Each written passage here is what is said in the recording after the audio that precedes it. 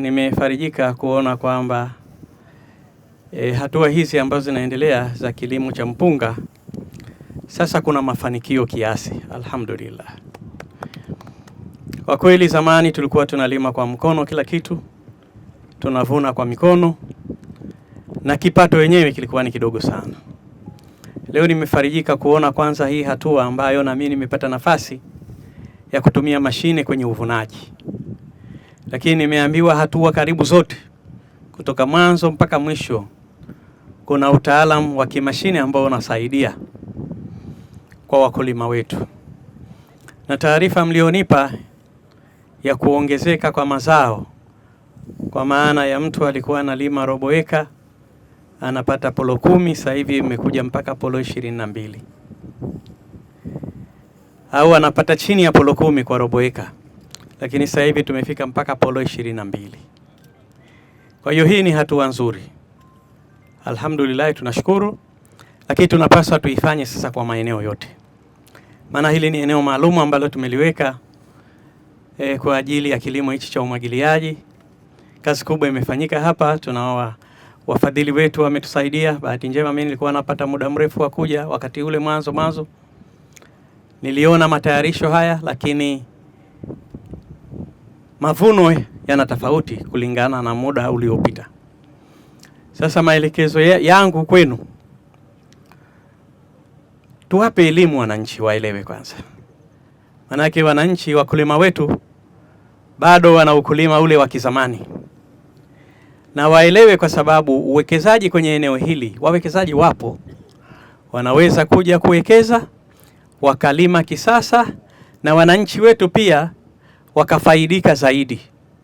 Maana wana hofu kwamba labda akija mwekezaji wao atakuwa hawalimi tena. Mwekezaji atakuwa yuko tayari, atalima kwa mashirikiano yao, lakini kile kitakachopatikana pia watauza kwa yule mwekezaji, kwa maana ya soko litakuwa lipo.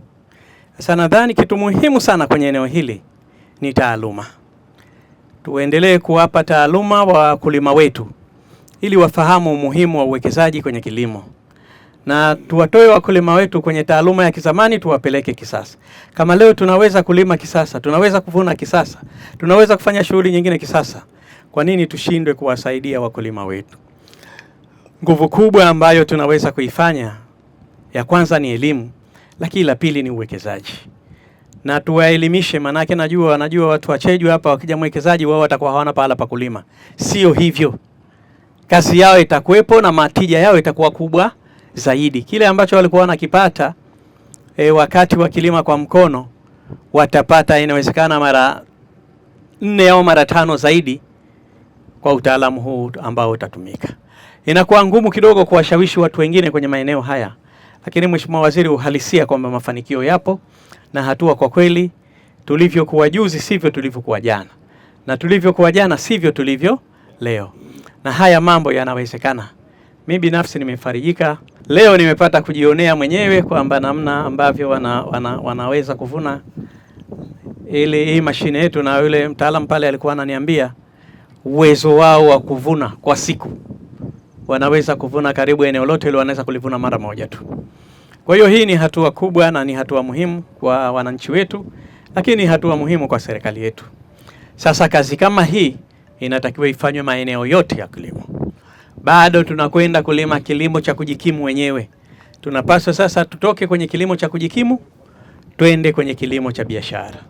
Kubadilisha mindset, Mheshimiwa Waziri, si jambo dogo na si jambo rahisi, lakini kwa utaalamu wenu mlionao kilimo, tuendelee kuwaelimisha wananchi wetu, na nadhani demonstration ya maeneo haya ni mfano hai, ni mfano muhimu ambao kila mmoja anauona kwa macho yake na kuona mafanikio ambayo yanaweza kupatikana. Lakini sasa tunapaswa tutumie ardhi ya Zanzibar yote ambayo inastahili kulimwa kilimo hichi cha mpunga itumike kwa staili hii. Vipi tutafika? Sasa hayo ni mambo mengi ambayo yanapaswa kufanywa na wizara, lakini yanapaswa kufanya na serikali.